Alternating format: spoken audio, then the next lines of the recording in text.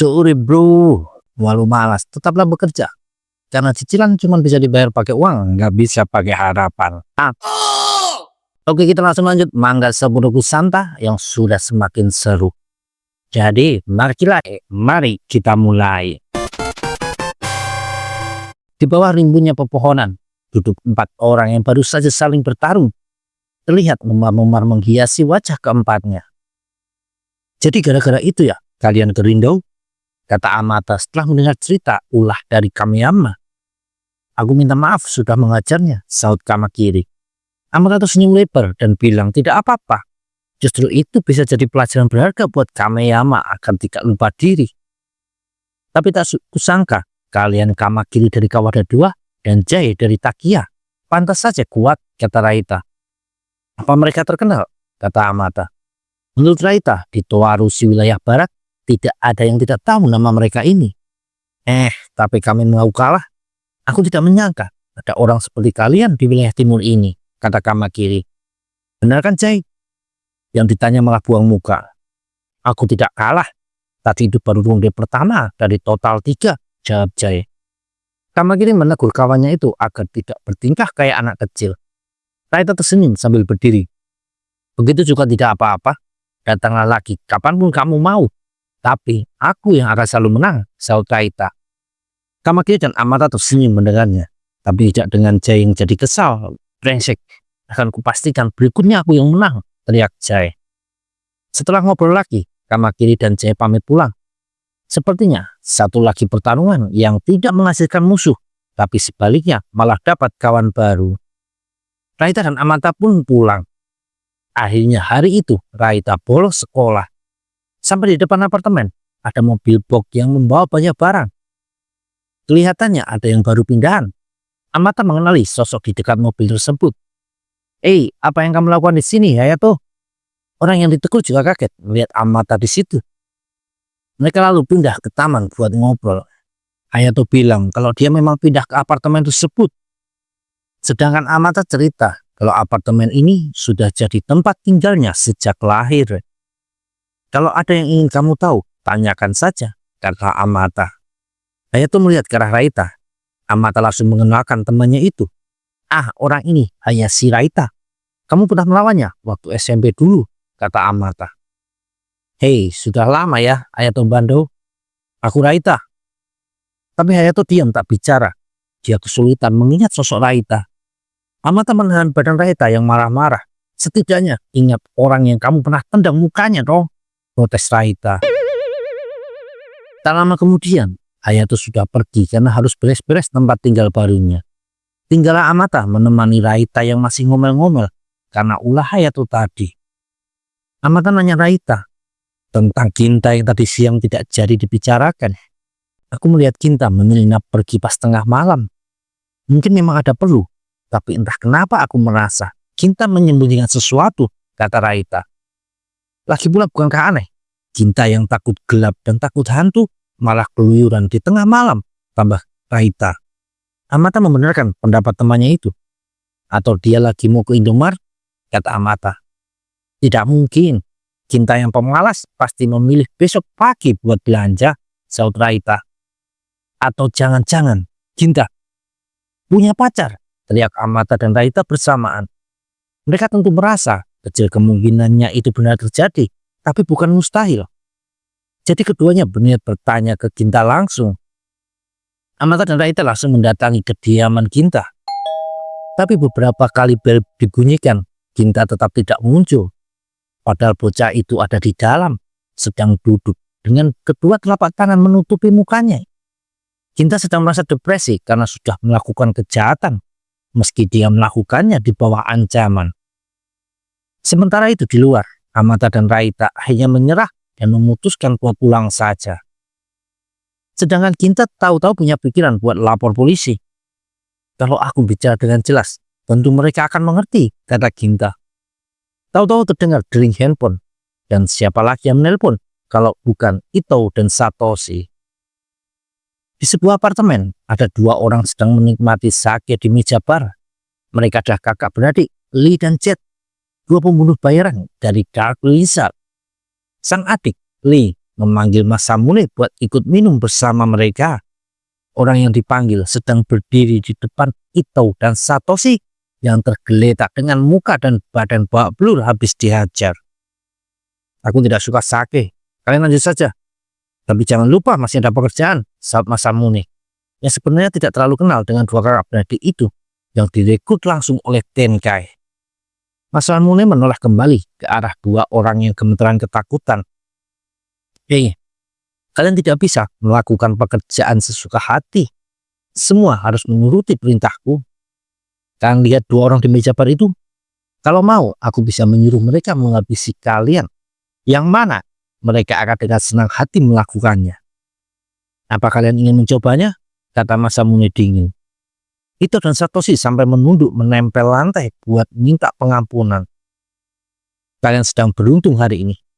Jangan pernah berpikir pun jangan buat mengulanginya, kata Masamune. Sedangkan di dekat situ, ternyata ada Ginta yang ketakutan sambil memeluk tas berisi laptop miliknya. Masamune menoleh ke arah Ginta. Jadi orang yang kalian bilang bisa berguna, apakah bocah ini? Tanya Masamune. Ito dan Satoshi mengiyakan hal tersebut. Kamu kelihatan masih bocah. Jadi apa yang bisa kamu lakukan? Tanya Masamune lagi. Ito menyuruh Ginta segera mengeluarkan laptopnya. Kali ini Ginta menunjukkan hasil peretasan ke dalam database kepolisian. Masamune memuji keahlian Ginta itu. Luar biasa. Sejak kapan kamu mempelajarinya? Tanya Masamune. Aku tidak ingat sih, jawab Ginta. Masamune berkata agar Ginta duduk di sofa saja. Dia lalu menyuruh Ito dan Satoshi buat pulang. Masamune-san, kami yang menemukan bocah itu. Jadi kami harus, teriak Ito, dan dijawab dengan sepucuk pistol menempel di dahinya. Sepertinya kalian lupa posisi ya. Bagaimana kalau gue ledakkan kepalamu agar bisa paham? Tanya Masamune. Langsung saja Ito dan Satoshi pun pucat. Mereka segera pamit pergi tanpa perlu disuruh untuk kedua kalinya. Sementara itu ada Lee yang berteriak mengajak Ginta buat minum. Bocah itu menolak karena memang tidak pernah menenggak alkohol. Apa katamu bocah? Kamu berani menolak alkohol? Teriak Lee dengan suara keras. Bikin Ginta langsung gemetaran dan merasa inilah hari terakhirnya hidup. Untungnya Masamune menegur Lee yang ngelantur karena terlalu banyak minum sake. Jangan menakuti bocah ini, kata Masamune. Dan Lee pun kembali fokus ke botol sake di depannya. Masamune yang sudah berganti pakaian bilang ke Ginta kalau bos mereka akan segera datang dan menyuruh Ginta menunggu di situ. Baru Masamune selesai bicara, terdengar pintu dibuka dan masuk Tenkai yang disapa oleh Masamune. Oi Tenkai, aku habiskan dulu ya sakenya, kata Lee. Jangan terlalu banyak, saut Tenkai. Sedangkan Ginta ingat pernah ketemu dengan pria bernama Tenkai ini. Lalu pria gondrong itu duduk di depan Ginta. Ngomong-ngomong, siapa bocah ini? Masamune ikut duduk di sebelah Ginta. Ito dan temannya menemukan bocah ini. Ginta sangat ahli dalam masalah komputer, jelas Masamune. Lalu dia menunjukkan hasil peretasan tadi kepada Tenkai, yang jelas berpendapat sama juga dengan Masamune sebelumnya. Ginta, aku dengar kamu butuh banyak uang ya? Aku dengar itu dari Ito. Jadi, kenapa kamu tidak ikut bekerja buat kami saja? Akan kuberikan 10 kali lipat dari gaji di tempat kerjamu sekarang ini. Ginta kaget mendengarnya.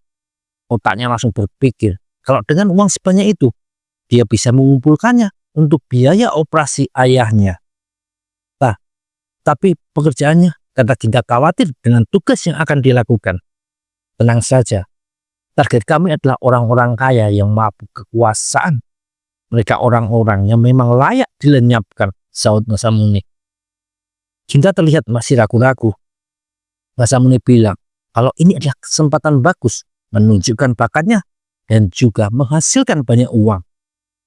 Tenkai yang dari tadi diam, sekarang berdiri dan meminta Ginta ikut dengannya ke sebuah ruangan. Sementara itu, di jalan malam yang sedang diguyur hujan, ada Raita yang berusaha menghubungi handphone Ginta, tapi tidak juga kunjung diangkat.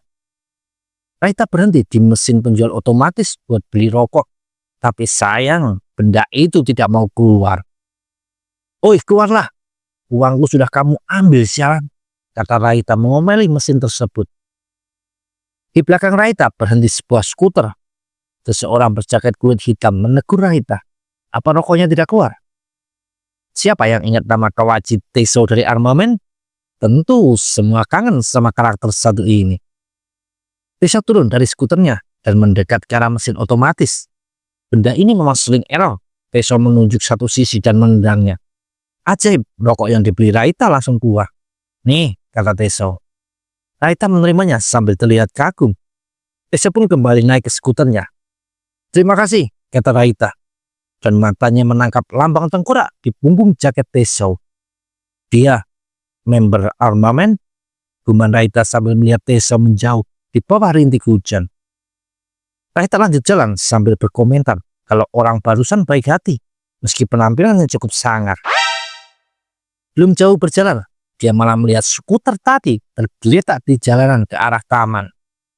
Raita jadi penasaran dan berjalan ke dalam. Di situ ada Kawaji Teso sedang berhadapan dengan seseorang berambut keribu yang memegang payung. Tak lain adalah Hanaki Guriko. "Akhirnya menemukanmu, bangsat," ujar Teso sampai nyengir lebar. "Keras kepala juga kamu, brengsek," saut Guriko. Dan mata Raita terpana melihat pertarungan langsung dimulai tanpa basa-basi. Yakinlah, Raita pasti semakin terpana melihat kekuatan calon sosok terkuat di Toa Rusi ini.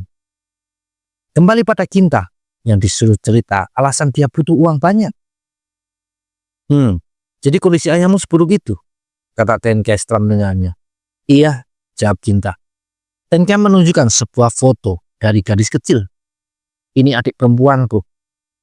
Orang tua kami meninggal dalam kecelakaan, makanya kami tinggal di panti asuhan. Aku berusaha secepatnya jadi orang dewasa yang punya uang, biar bisa adikku punya hidup yang layak. Tapi adikku yang berharga ini, 5 tahun lalu, Saiko Mikio, jadi ketua geng Saiko dan membunuh adikku. Aku pergi dari Toa Rusi untuk mengumpulkan kekuatan dan juga rekang. Sekarang aku kembali untuk mengambil nyawa Mikio," cerita Tenkei panjang lebar. Dia memegang kedua bahu Ginta. "Jadi Ginta, kamu bisa selamatkan ayahmu dan juga membantuku melenyapkan orang jahat itu. Aku benar-benar butuh bantuanmu," kata Tenkei. Ginta cuma terdiam mendengar semua kisah yang tak pernah dia duga itu. Tak berapa lama, Tenkei kembali ke ruangan tempat Masamune berada. "Loh, di mana bocah itu?" tanya Masamune. "Dia sudah pulang," jawab Tenkei. Masamune bertanya apa Tenkei menceritakan semua hal pada Ginta, dan diiyakan oleh Tenkei. "Kalau begitu, Ginta sudah terhasut olehmu," saut Masamune. "Jangan bilang menghasut, aku tidak sejahat itu," jawab Tenkei. Masamune tersenyum. Dulu Tenkei juga datang padanya dan cerita tentang kisahnya itu.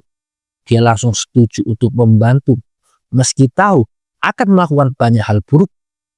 Ya, itulah pesona kejahatan bernama Tenkei, guman Masamune. Besok paginya, ada Amata yang lagi jalan menuju ke sekolah. Tak disangka dia ketemu 3 murid susulan berwajah murung, yang tak lain adalah Ken-Ken dan 2 kawan setianya. "Loh, bukannya itu trio idiot?" guman Amata. Dia lalu menyapa mereka, tapi anehnya tidak ada reaksi apapun. "Oi," teriak Amata kesal. Lalu mereka pindah ke sebuah taman. Amata menghela nafas setelah Ken-Ken cerita yang terjadi dengan muka lesu. "Jadi begitu ya, susulan memang beda," kata Amata. "Ya, susulan bukan tempat buat amatiran," kata Ken-Ken dengan muka ditekuk. "Kelas 2 diisi monster. Seton menguasai saat ini. Lalu ada Medok Kato Hideyoshi. Dan ada juga Iwas Shirogunji. Di kelas 1 nggak beda. Ada banyak nama terkenal sejak SMP dulu," lanjut Ken-Ken. "Dia sudah berusaha maksimal dari pertama, tapi gagal total," katakan Ken-Ken tonton. Ken-Ken menundukkan kepala dengan ekspresi lesu. "Amata, sepertinya aku sudah menyerah." Amata diam sesaat, lalu maju dan mencengkram biji Ken-Ken sampai yang punya meloncat histeris dan kesakitan. Apa Ken-Ken dari susuran sudah kehilangan nyali ya? Kemana pria tangguh yang ku kenal? Ken-Ken Yusuken dari SMP Tama, seru Amata. Ken-Ken berteriak minta ampun. Sudah Amata, hentikan. Bagaimana sekarang? Apa matamu sudah terbuka? Kata Amata. Sialan, apa kamu bisa membunuhku? Umpat Ken-Ken sambil memegangi bijinya yang terasa ngilu. Baiklah, sekarang ayo ke susuran, ajak Amata sambil berjongkok di depan Ken-Ken. Mau apa sialan? Jawab Ken-Ken. Karena aku ingin melihat susuran yang terkenal itu, jawab Amata santai. Tapi baru keempatnya sampai di gerbang susuran, malah ada kabar yang sangat menggemparkan. Kabar yang sampai ke telinga King Jody Hosen, Nakajima Shinsuke di Kurotaki, dan juga Takeda Kose di TFOA. Kabar tentang kalahnya Seton dari anak kelas 1 susuran.